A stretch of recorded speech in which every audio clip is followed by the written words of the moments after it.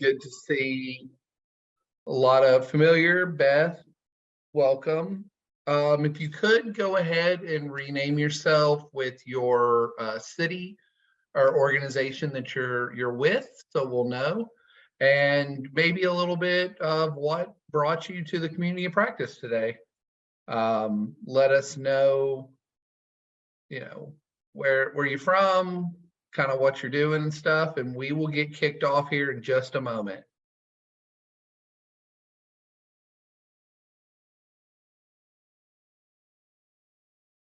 All right.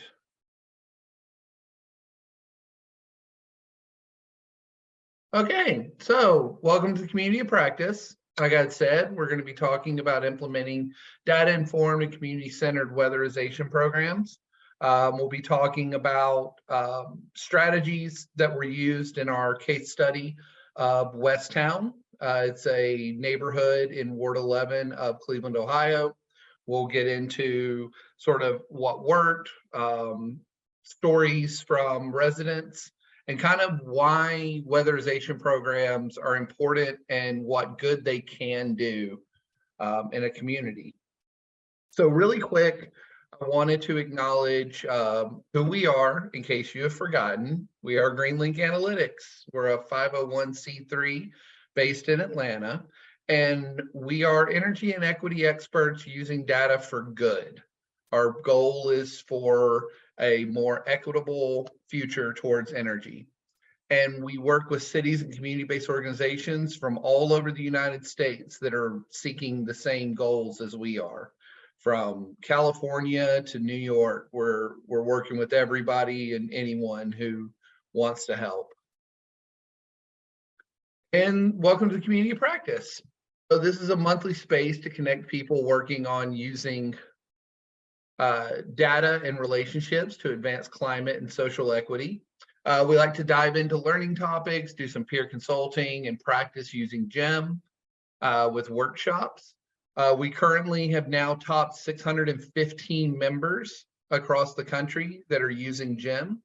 And we know that data doesn't tell the whole story, but it can help tell the story. And tools like GEM that can provide data in a quick and easily accessible method really help fill out the stories of the communities that are facing inequities. I'd like to thank our GEM Leadership Committee, who with them, we are able to make GEM the best that it can be. They're a group of practitioners from across multi-disciplines and across the United States that help us with our programs. Really quick too, I'd like to introduce Mina. She'll be helping with our breakout rooms. She's from Upright Consulting, which is a partner of us here at Greenlink, one of the organizations we work with. They help us with a multitude of things and are absolutely irreplaceable on a daily basis, including the community of practice. So let's just really quickly talk about GEM. It's a mapping interface, as you know, a web tool that makes data quick and easily accessible for workers and community members. As I said, we're working with 60 cities and 85 community-based organizations at this time, and we currently have over 600 active members and growing every day. Wanted to let you know our next community practice will be on June 22nd, same time, 1 p.m. Eastern, 10 a.m. Pacific. We'll be debuting our new indicator, Indigenous Boundaries, and we'll be putting it in your hands to explore. We are really excited to have y'all help us by playing around with it to make it as great as possible. And I believe we can get the registration link put in the chat.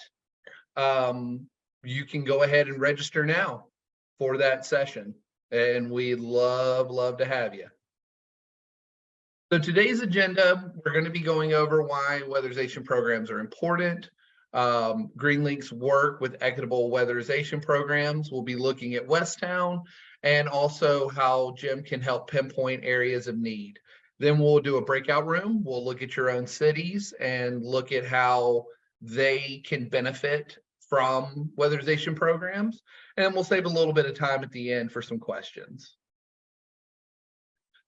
So why are weatherization programs important? Why should you invest the resources and the money and the time into a weatherization program? Well, they help reduce energy use and costs.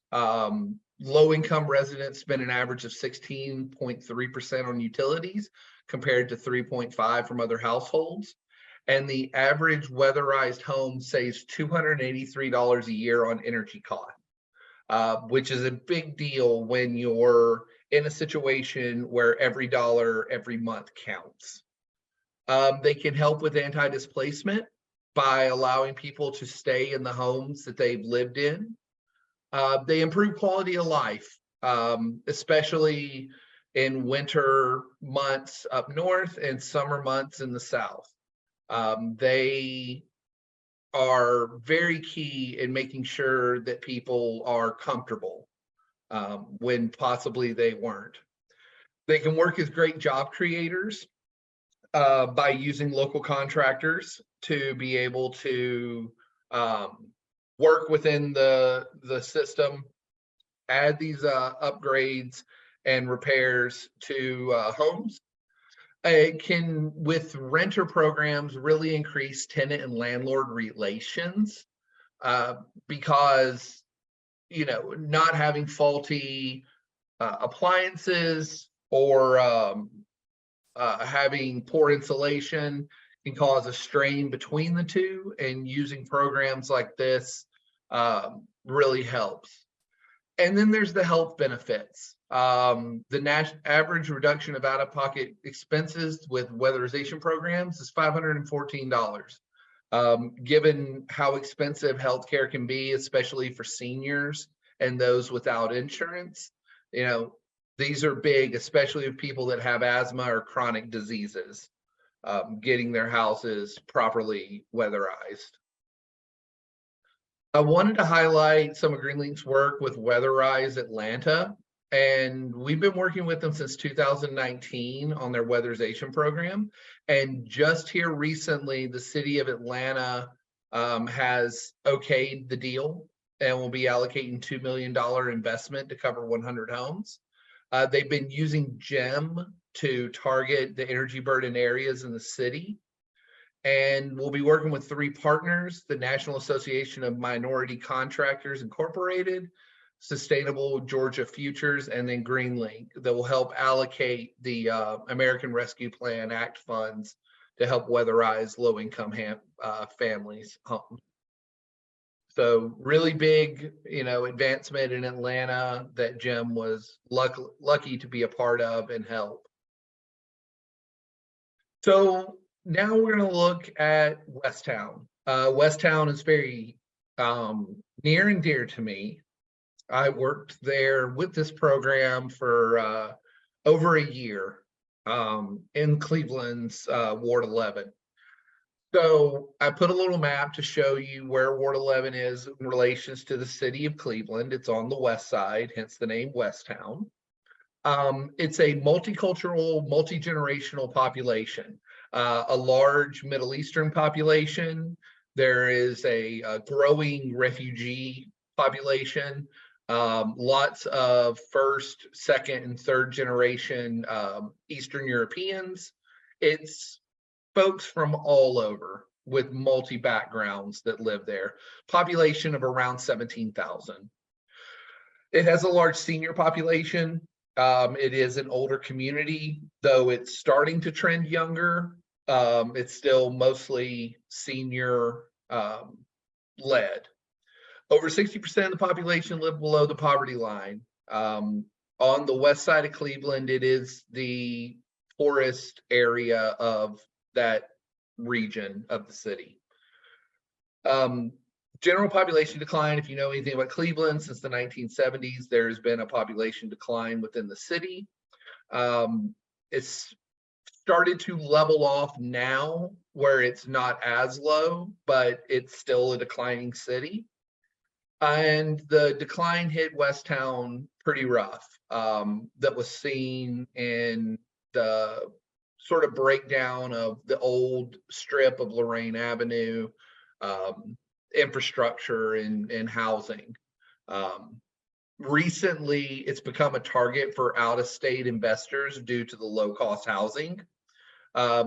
Usually trying to resell the houses at 3 to 4 times the original purchase price. This has become a bit of an issue because ideally we would have Clevelanders buying homes in Cleveland, and it's sort of starting to want to change the image of Westown and its ideas. Westown has fought very hard against gentrification. It has been an initiative of the local CBO, CDC that helps the community and the council workers to try and keep Westown, Westown. So here's sort of the case study of Westown. Right now, how the Cleveland's weatherization program works is that there's a large CBO, Cleveland Housing Network, that administers the program, while the smaller groups do the groundwork at the local level. So what we're having is Cleveland Housing Network, they are the ones who are in contact with the contractors, the allocations of funds, the processing. They're handling that. What we're doing on the ground is making sure that people know the program. We've got residents that are participating in the program. Really, at Westown CDC, there are 4 employees. So the ability to administer a program of this size just would not be feasible. There's not enough resources available for Westown to do it. So it's been a very beneficial symbiotic relationship between us. Funding for Cleveland's program comes through federal funds and our local utility companies. We have multiple utility companies here within the community that also pitch in towards it. Our services were offered for renters and homeowners, which was a bit interesting when I was looking at other programs where renters were excluded. They are able to receive weatherization just the same as the homeowners. Some of the services that are offered were refrigerators, insulations, furnace repairs, hot water heaters, air conditioning units, windows, ductwork. It's a very extensive program of what they're able to provide. And then it's done with working with local contractors. That was a big part of it, was to try to keep money within the communities by using local contractors with a inspector overlooking the entire process to make sure that everything is up to code, everything is installed correctly with that. It's not without its issues. The biggest issue being time. Residents generally wait a minimum of 6 to 9 months, if not more, for the services. It's something that we had to always let people know, is that it's not an immediate turnaround, that you're going to have to wait for them. The services are great, but the resources allotted and the number of people that participate just makes the time frame longer. And then also finding contractors that are willing to work for reimbursement.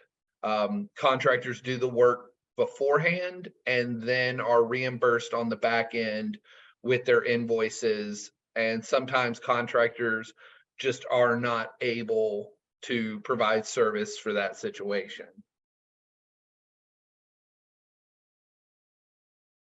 So at Westown, here were kind of some tips and ideas of how they were able to get maximum outreach. It was really getting on the ground and handing out applications in the areas we targeted using GEM. It was a big groundswell of making sure that everyone had an application in their hands. We would, if someone had called wanting a different program, slip a weatherization application in there with it. I'm sure y'all know you get lots of calls and emails for a variety of topics and variety of situations, but we would always want to mention that, hey, there's this program that'll help get your house more energy efficient. It's open to renters and homeowners. You should apply. Try to get in on it. It's going to improve your quality of life and help you in a myriad of ways. We used word of mouth. We made sure that there were, people that went through the program. They told someone who tells two people. We're just playing a great game of telephone. And we were able to have success that way. People would say that there were, I got a new hot water heater and I got a new furnace, and then someone calls and wants to get in on the thing too. We were lucky to have a city council representative that was very on the ground, and he would keep applications in his truck. So while he was meeting with residents, he would let them know, slip them an application, tell them to apply and get in. So that's just some of the ideas of how to get that Westown used to get things sort of moving and get attention to the program. During the time that we were looking at it, which would be January 2021 to June 2022, 13 homes were approved and finished for weatherization. That may not sound like a lot, but with time frames and manpower that we had, it was huge. With over $60,000 in repairs and items. And I included a thing, Carolina and Bill Martin, they're amazing, and I wanted them to join us because they're absolute hoots. But they are senior members of the community, and unfortunately, they could not figure out, they didn't have a camera or microphone on their computer, and they weren't able to join here. But they wanted to let people know that they experienced actually what we had said at the beginning. This is actually a picture I took of their new hot water heater and furnace that were replaced. Their furnace at that time had been in there for 35 years, and we're not sure exactly how long the hot water heater had been there, but it was long too. They had also received a new refrigerator. They received new insulation in the home as well, all for free. Repairs that on their incomes would never have been able to be accomplished. And that's what we're doing it for, is to help folks that just do not have the means or resources to help themselves with these things. So how do we use GEM? I and the team use GEM extensively. Right here is a map of the 11th Ward. The 11th Ward carrying roughly from Birdtown to Cadell through Little Arabia and into Lindale. The general area is where the ward is located. This is actually a map of the energy burden above 6% monthly income. And so what Westown would do is look at different indicators, especially high energy burdens and median incomes, to decide where in the neighborhoods we should be targeting to get applications in people's hands.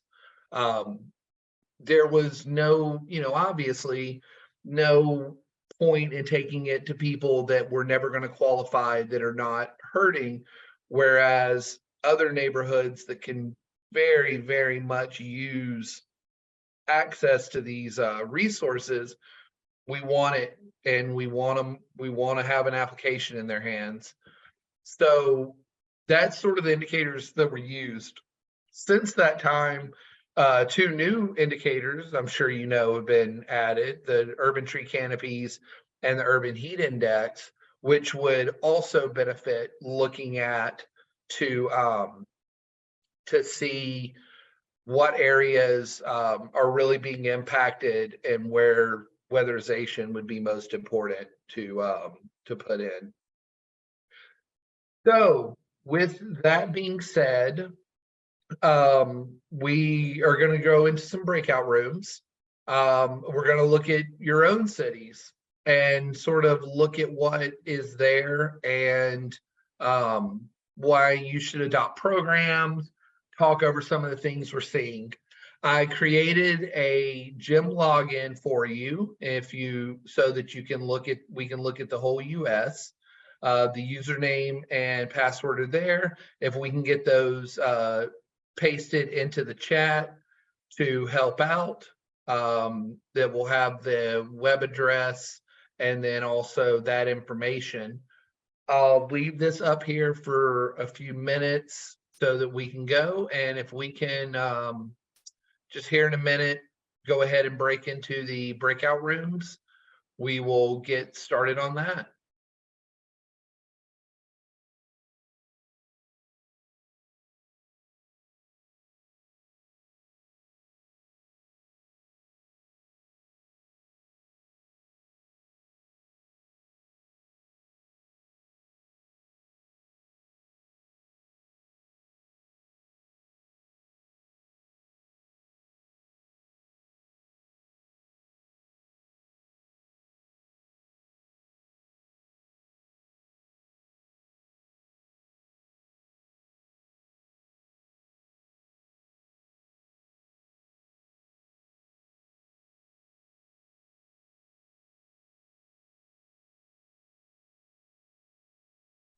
Hey, Samantha. Hey, I came out just for a second because Daniel's in my room, so that I think they're set. I just wanted to take a. Feel good that I'm sure Char's group was able to be led by our most expert gym user there is, since she builds it. So yeah, so from everyone, any thoughts, anything that you saw that was a little interesting compared to what you may have assumed?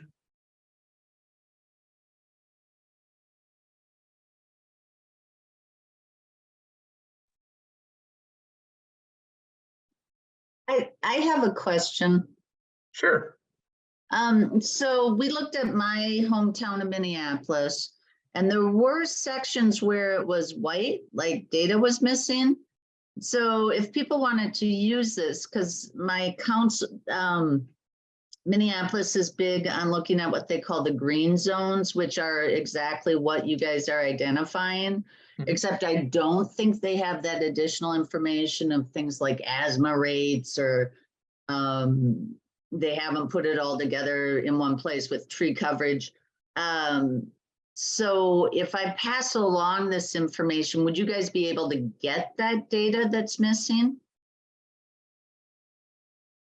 Char, do you want to take? Yeah, I can answer that. So hey Mary. So that's a good question. And I'll say that the reason that the data is missing, it's not something on our end where we chose not to put the data in there. The data comes from the census, and specifically it's called the American Community Survey that it comes from.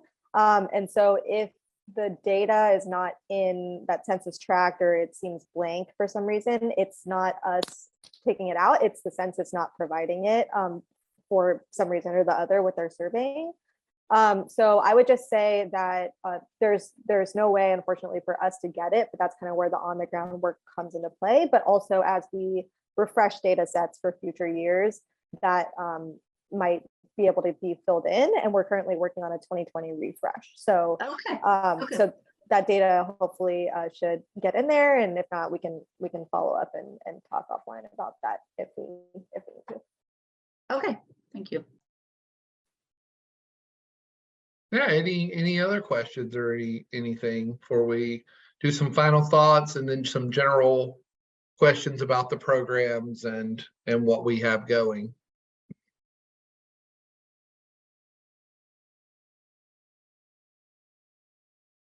All right. Just some quick sort of final thoughts, things to sort of chew on when looking at programs. Remember that if you get 13 people weatherized or 300, it all matters.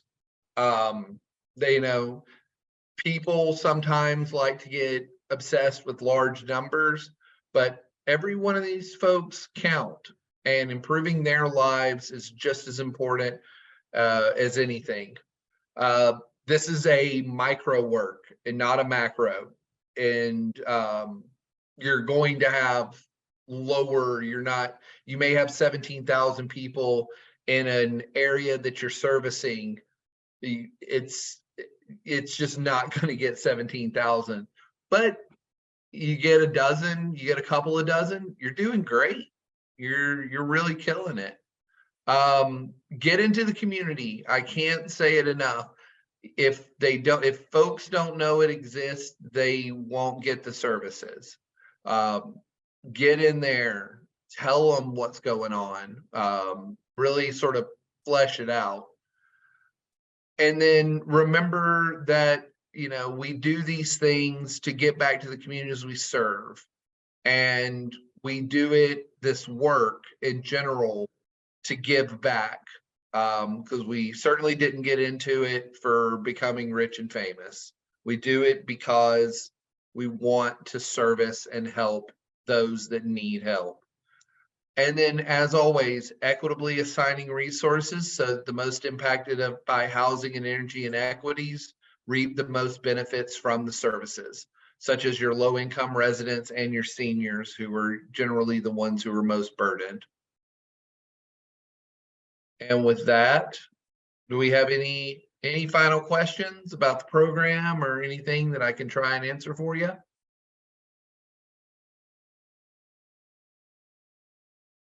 I had a question.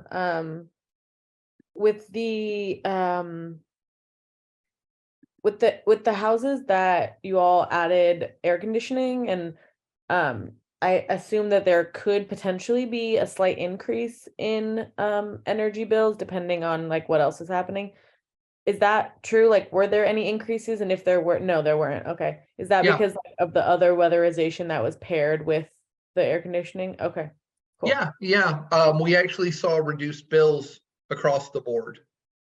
People were saving money because of having better equipment.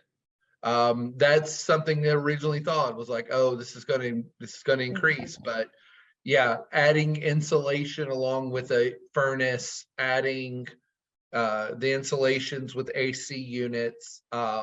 Actually, yeah, we saw decreases in energy bills. Okay, that's interesting. I think that points to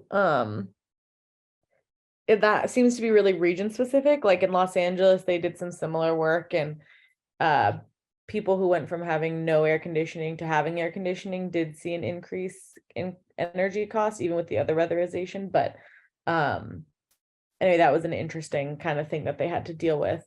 But it makes sense that it's different in areas that are generally more, people are already using a lot of energy to try and cool down. Right. Yeah. And and up here it's using a lot of energy to heat up, lots of gas, lots of electricity. And yeah, so we did, when energy efficient items were added and replaced, we were seeing it. We didn't really have anyone going from nothing to something, which I could understand that would increase bill, because all of a sudden you've got, especially in Los Angeles, something that's going to be running a lot, in the summer months. But yeah, we saw a decrease, and that's sort of been the general trend according to research done nationally by the Department of Energy, is that there has been a general decrease for people's bills. Thanks. Awesome.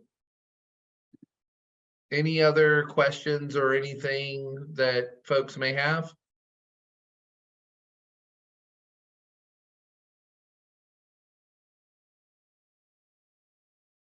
All right. Well, I thank you for coming once again to our community of practice. Don't forget to register for June's, where we'll be showing off our new indicator.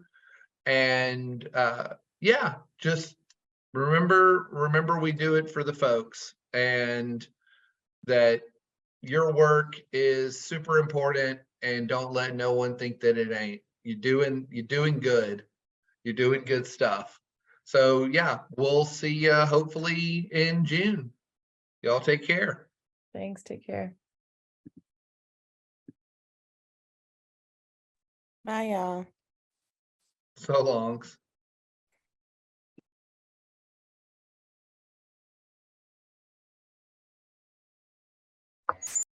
Awesome. Any other questions or anything that folks may have?